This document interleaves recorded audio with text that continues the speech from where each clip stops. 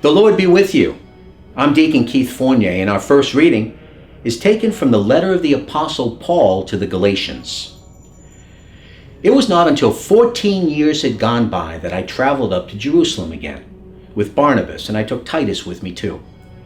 My journey was inspired by a revelation, and there, in a private session with the recognized leaders, I expounded the whole gospel that I preached to the Gentiles, to make quite sure that the efforts I was making and had already made should not be fruitless.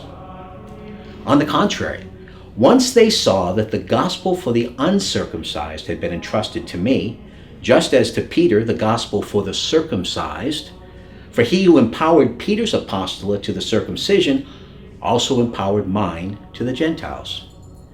And when they acknowledged the grace that had been given to me, then James and Cephas and John, who were the ones recognized as pillars, offered their right hands to Barnabas and to me as a sign of partnership. We were to go to the Gentiles, and they to the circumcised. They asked nothing more than that we should remember to help the poor, as indeed I was anxious to do in any case.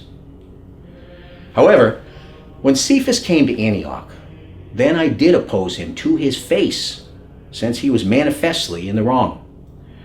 Before certain people from James came, he used to eat with the Gentiles. But as soon as these came, he backed out and kept apart from them, out of fear of the circumcised. And the rest of the Jews put on the same act as he did, so that even Barnabas was carried away by their insincerity.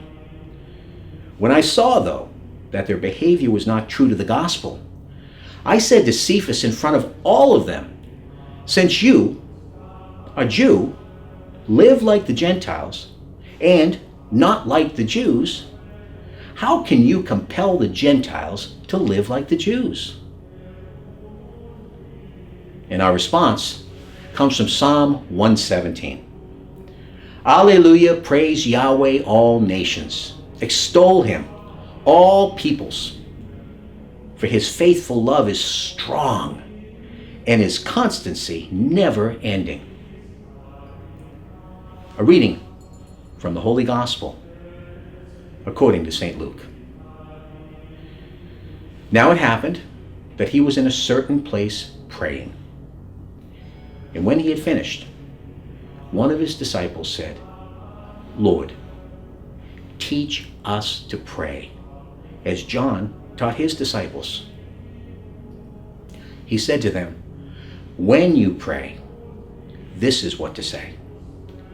Father, may your name be held holy. Your kingdom come. Give us each day our daily bread, and forgive us our sins, for we ourselves forgive each one who is in debt to us. And do not put us to the test." The Gospel of the Lord.